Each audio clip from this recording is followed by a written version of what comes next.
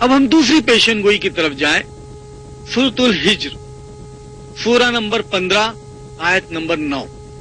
सूरतुल हिज्र सूरा नंबर 15 आयत नंबर 9 में फिर एक वादा है अल्लाह सुब्हानहू तआला की तरफ से, एक प्रॉमिस है, एक अश्योरेंस है, इन्ना नहनु नज़्ज़लना ज़िक्रा व इन्ना लहू लहाफ़िज़ून, कि हम ही हैं इस जिक्रा को, इस कुरान को नाजिल करने वाले, और हम ही इसकी हिफाजत करेंगे।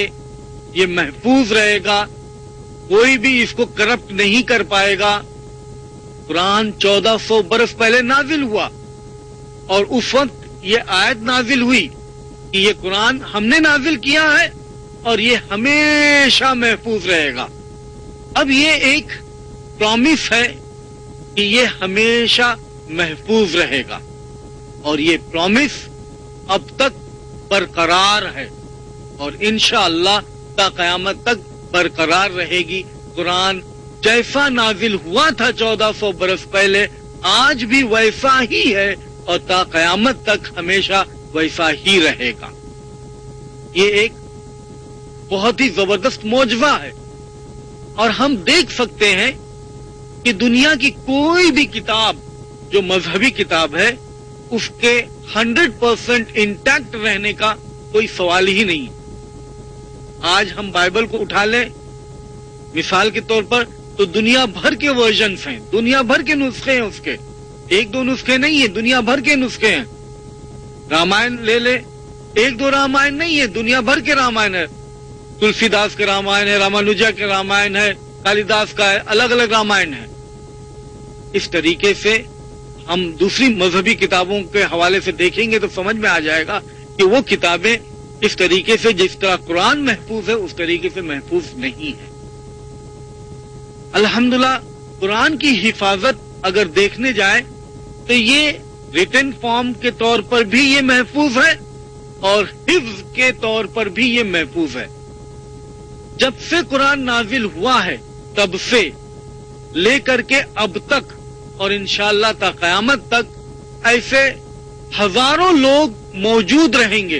पहले थोड़े लोग थे, लेकिन जैसे जैसे आबादी मुसलमानों की बढ़ती गई, तादाद भी बढ़ते गए, अब लाखों करोड़ों में भी होंगे ऐसे लोग जो पूरा कुरान शुरू से लेके आखिर तक पूरा का पूरा हिफ्ज है, बाय हार्ट है।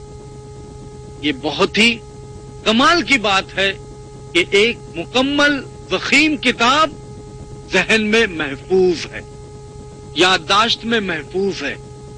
यही नहीं कि सिर्फ बड़ों के बल्कि बच्चों के भी, 7 साल 8 साल बच्चों के भी पूरा कुरान महफूज है। यहाँ तक कि अंधे जो देख नहीं सकते वो भी ऐसे बहुत हैं जो पूरे कुरान को हिफाजत में महफूज किए हैं, हिफ्ज किए हुए हैं, याददाश्त में महफूज है। इस तरीके से अल्हम्दुलिल्लाह एक कम्युनिटी बनी, बहुत बड़ी तादाद ऐसे लोग की हुई कि हमेशा ही कुरान पूरा का पूरा याददाश्त में है और हिफ्ज में है, पूरा का पूरा कुरान याद है उनको। इस तरीके से अल्हम्दुलिल्लाह हम जरूर कह सकते हैं कि कुरान महफूज है। और पुरानी कॉपीज जो ओरिजिनल कॉपीज लिखी गई थी हजरत उस्मान रज़ियल्लाहु ताला अन्हु की तरफ से, आज भी वो मौजूद है म्यूजियम्स के अंदर और इस्तांबुल के अंदर उसके नुस्खे मौजूद हैं। और उसको भी अगर कार्बन डेटिंग से हम पता लगाएंगे तो ये मालूम हो जाएगा कि वो बिल्कुल उससे डेट मैच करती हैं और उसी जमाने के वो नुस्खे हैं। तो इस तरीके से हमें मालूम होता है कि कुरान तब से लेकर के अब तक महफूज है। अगर इस पर भी आप जरा थोड़ा सा डाउट करें, बल्कि डाउट करने का तो कोई सवाल ही नहीं होता, क्योंकि आप खुद ही मुशाहिदा कर सकते हैं बहुत से ऐसे लोगों को जो हाफिज कहलाते हैं, जिनको पूरा कुरान अल्हम्दुलिल्लाह याद है। इन लोगों से आप मुलाकात कर सकते हैं। लेकिन एक बहुत ही जबरदस्त नुक्ता यहाँ ये भी पेश करेंगे उन लोगों के लिए कि जो मजबूर हो जाए ये मानने के लिए कि कुरान महफूज है। कुरान के अंदर इस तरीके से हर चीज अपनी जगह पर है, वो हम इससे मुशाहिदा कर सकते हैं। मिसाल के तौर पर कुरान में एक आयत है सूरतुल आल इमरान 59 नंबर की आयत, ان مثل عیسی عند اللہ کمثل آدم خلقہ من تراب ثم قال له کن فیکون. عیسیٰ علیہ السلام کی مثال آدم جیسی ہے کہ آدم کو اللہ نے مٹی سے پیدا کیا اور کہا کن ہو جا اور وہ ہو گیا. عیسیٰ علیہ السلام کی مثال آدم جیسی ہے. عیسیٰ علیہ السلام آدم علیہ السلام کے جیسے، اس طریقے کا یہ جملہ ہے. اب اگر ہم دیکھیں گے تو عیسیٰ علیہ السلام قرآن میں 25 مرتبہ ہیں اور آدم علیہ السلام بھی قرآن میں 25 مرتبہ ان کا ذکر ملتا ہے. صرف اتنا ہی نہیں کہ ان کے جیسے ہیں بلکہ 25 مرتبہ اگر عیسیٰ علیہ السلام کا نام قرآن میں موجود ہے تو 25 مرتبہ آدم علیہ السلام کا بھی نام قرآن میں موجود ہے. اور 7ویں مرتبہ یہاں پر جہاں پر یہ آیت ہے وہاں پر عیسیٰ علیہ السلام 7ویں مرتبہ موجود ہے، وہیں پر 7ویں مرتبہ آدم علیہ السلام بھی موجود ہے. اس طریقے سے بہت ساری ہم کو مثالیں مل جاتی ہیں جس سے یہ مجبور ہو جائے آدمی کہ یہ جو باتیں ہیں وہ اپنی جگہ پر بالکل انٹیکٹ ہیں، وہیں پر ہے، بالکل فکسڈ ہے، اس میں کوئی ہیر پھیر نہیں ہوا ہے. تو ایک مرتبہ اور ثابت ہوتا ہے کہ قرآن 1400 سال پہلے نازل ہوا اور یہ تب سے محفوظ ہے. ایک اور نقطہ یہاں بیان کیا جا سکتا ہے جب یہ بات کہی جا رہی ہے کہ انا نحن نزلنا الذکر، ذکر قرآن ہے اور قرآن کے ساتھ میں احادیث رسول صلی اللہ علیہ وسلم بھی ہے. علماء یہ کہتے ہیں کہ اس سے مراد جو ہے اللہ کے رسول محمد صلی اللہ علیہ وسلم کی حدیثیں بھی ہیں. اگر اس کے اوپر بھی آپ غور کریں، حدیثیں جو محمد صلی اللہ علیہ وسلم کی منہ سے جو بات نکلی ہوئی ہے یا جو وہ اپروو کیے ہیں یا جو وہ عمل کیے ہیں، یہ تینوں چیزوں کو حدیث کہتے ہیں. آج اس دور میں بھی ہم الحمدللہ باقاعدہ اس نتیجے پر پہنچ سکتے ہیں کہ کوئی بھی شخص یہ نہیں کہہ سکتا ہے کچھ بھی بول کر کے کہ یہ محمد صلی اللہ علیہ وسلم نے کہا ہے. کوئی بھی اس طریقے سے نہیں بول سکتا ہے کچھ بھی اور یہ کہے کہ یہ محمد صلی اللہ علیہ وسلم نے کہا ہے. الحمدللہ اس طریقے سے ایک زبردست سائنس وجود میں آ گئی ہے حدیثوں کو پہچاننے کی کہ آیا یہ محمد صلی اللہ علیہ وسلم کی زبان سے یا محمد صلی اللہ علیہ وسلم سے ہے یا نہیں ہے. اس طریقے سے دنیا میں کوئی بھی انسان نہیں ہے، کتنا بھی بڑا ہو، کتنا بھی اپنی مذہب کا بڑا آدمی ہو، کچھ بھی ہو، لیکن کوئی بھی ایسا انسان دنیا کی تاریخ میں اب تک ایسا نہیں ہے سوائے محمد صلی اللہ علیہ وسلم کے جن کے تعلق سے یہ ہو کہ ان کی بات محفوظ ہے، حفاظت سے ہے اور جوں کا توں ہے. یہ اپنے آپ میں ایک زبردست سائنس ہے جہاں پر اسماء الرجال، مطلب وہ لوگ جو راوی ہیں ان کی ساری بایوگرافیز لکھی ہوئی ہے. جتنے لوگ اگر وہ راوی ہیں ان کو نقل کرتے ہیں، نریٹ کرتے ہیں، تو لاکھوں لوگوں کی بایوگرافیز موجود ہیں کہ یہ آدمی کیسا تھا، اس کی یادداشت کیسی تھی، یہ اس شخص سے ملا کہ نہیں ملا، وغیرہ وغیرہ. ایک زبردست سائنس وجود میں آ گئی ہے یہ پہچاننے کے لیے کہ یہ محمد صلی اللہ علیہ وسلم کی طرف سے بات ہے کہ محمد صلی اللہ علیہ وسلم کی اس طرف سے بات نہیں ہے. یہ اپنے آپ میں ایک زبردست مثال ہے یہ کہنے کے لیے کہ حدیثیں بھی محفوظ ہیں، قرآن بھی محفوظ ہے، حدیث بھی محفوظ ہے. اور ایک مرتبہ پھر انا نحن نزلنا الذکر وانا لہ لحافظ. یہ دو مثالیں، دو پیشن گوئیاں الحمدللہ پوری ہوئی. اب تیسری پیشن گوئی ہم دیکھتے ہیں سورۃ یونس میں. سورۃ یونس سورہ نمبر 10 آیت نمبر 92. فَالْيَوْمَ نُنَجِّيكَ بِبَدَنِكَ لِتَكُونَ لِمَنْ خَلْفَكَ آیَةً، کہ اس دن میں تمہارے بدن کو محفوظ کروں گا، بچاؤں گا، تاکہ تو نشانی بنی رہے بعد کے لوگوں کے لیے. اليوم ننجیک ببدنک لتکون لمن خلفک آیا. یہ ہے فرعون کی لاش کے متعلق. ہم فرعون اور موسیٰ کی کہانی خوب جانتے ہیں کہ کس طریقے سے موسیٰ علیہ السلام اپنی لشکر کو، اپنے لوگوں کو لے کر کے پار کرتے ہیں دریا سے. گزرتے ہیں اور جب گزرنا ہوتا ہے تو اللہ رب العزت راستہ اس میں سے بنا دیتے. موسیٰ علیہ السلام اپنی لشکر کو لے کر کے باہر بچ کر کے نکلنے کی کوشش کر رہے ہیں. یہاں فرعون اپنی لشکر کو لے کر کے اس کا پیچھا کرتا ہے. جب پورا کا پورا اندر داخل ہو جاتا ہے اس وقت اللہ کا حکم ہوتا ہے, دریا پوری مل جاتی ہے اور سارے غرق ہو جاتے ہیں.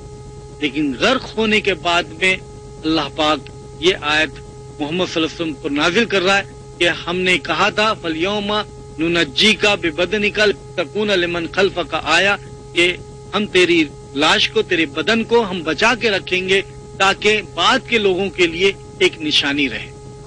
1898 میں ایک ممیفائڈ باڈی ملی جو تحقیق سے معلوم ہوئی کہ یہ فرعون کی باڈی ہے, فرعون کی لاش ہے.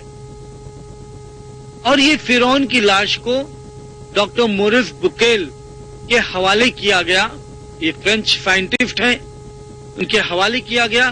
ڈاکٹر مورس بکیل اس کے اوپر معائنہ کرنے کے بعد میں یہ بتاتے ہیں کہ یہ وہی فرعون فیرو مارنیپٹا ہے جو موسیٰ علیہ السلام کے زمانے میں پیچھا کر رہا تھا اور ڈوب کر کے مرا, اور یہی وہی فرعون ہے. غور کرو کہ یہ 1400 برس پہلے نازل ہوئی اور یہ بات, یہ ڈسکوری فرعون کی لاش کی 1898 میں ملی. کیا یہ پیشن گوئی نہیں پوری ہو رہی ہے؟ آدمی کو مجبور نہیں کر رہی ہے یہ ماننے کے لیے کہ یہ اللہ کی جانب سے ہے؟ ہم جلدی سے دوسری پیشن گوئی کی طرف چلتے ہیں. سورۃ اللہب 111 نمبر کی سورت ہے. سورۃ اللہب یہ ابو لہب کے اوپر ہے. ابو لہب محمد صلی اللہ علیہ وسلم کا سگا چچا ہے, لیکن یہ چچا کٹر دشمن ہے. ایسا دشمن کہ نبی کریم صلی اللہ علیہ وسلم کچھ بھی بولتے تھے ان کے پیچھے پڑا رہتا تھا, اور جو کچھ بھی بولتے تھے اس کا الٹ لوگوں کو بتاتا تھا.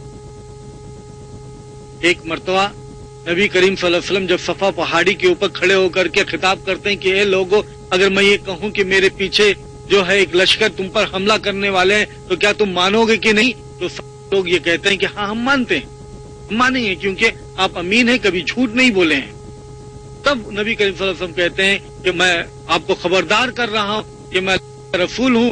قولوا لا الہ الا اللہ تفلحون, لا الہ الا اللہ کہو, اللہ کو ایک مانو, اللہ کے سوا کوئی معبود نہیں, اس چیز کو مانو تاکہ تم کامیاب ہو جاؤ. یہ کہنا تھا کہ ابو لہب یہ کہہ اٹھا کہ تبت لکا, تو ہلاک ہو, تو نے ہم کو اس کے لیے بلایا. اس کے اوپر قرآن کی یہ سورت نازل ہوئی, تبت یدا ابی لہب و تب. ابو لہب کے ہاتھ ٹوٹے اور وہ خود ہلاک ہوا. ما اغنا عنہ مالہ وما کسب, نہ اس کی کمائی نہ اس کا مال اس کے کام آئے گا. فیصلہ نار ذات لہب, کہ وہ ان قریب جہنم کی آگ میں جھونکا جائے گا. وامرأتہ حمالۃ الحطب, اور اس کی بیوی ام جمیل جو لکڑی ڈھونے والی ہے اس کو بھی جھونکا جائے گا جہنم میں. فی جیدہا حبل من مسد, اور اس کے گلے کے اندر کھجور کے پوست کی بٹی ہوئی رسی پھنسی ہوئی ہے. یہ سورت اس وقت نازل ہوئی اور ابو لہب عرب کے اندر ساتھ ساتھ گھوم رہا تھا, اور ایک دو دن زندہ نہیں رہا بلکہ برسوں زندہ رہا, برسوں زندہ رہا. یہاں آپ یہ غور کریں کہ ابو لہب کا نیچر بنا ہوا تھا, اس کی فطرت میں تھا کہ نبی کریم صلی اللہ علیہ وسلم کی ہر بات کو وہ جھٹلائے, اور وہ جھٹلاتا تھا. اب اگر یہ صورت نازل ہوئی ہے, اعلان کر رہی ہے یہ جہنمی ہے, یہ جہنم میں جھونکا جائے گا, یعنی یہ مسلمان نہیں ہوگا.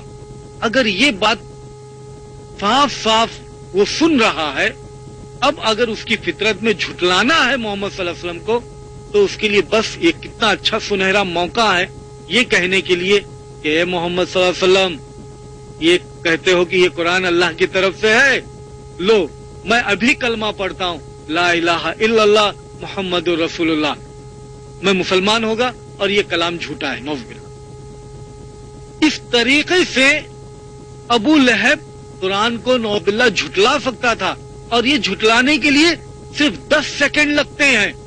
لا الہ الا اللہ محمد رسول اللہ یہ بولنے کے لیے صرف 10 سیکنڈ لگتے، لیکن اس کو تقریباً 10 سال ملے اور یہ کلمہ منہ سے نہیں نکل پایا۔ اب یہ سوال اٹھاؤ اپنے آپ سے، کیا یہ کسی انسان کے بس میں ہے کہ یہ وہ کہے کہ فلانے میرے دشمن کے منہ سے یہ کلمہ نہیں نکل سکتا، یہ بات نہیں نکل سکتی؟ یہ ناممکن ہے۔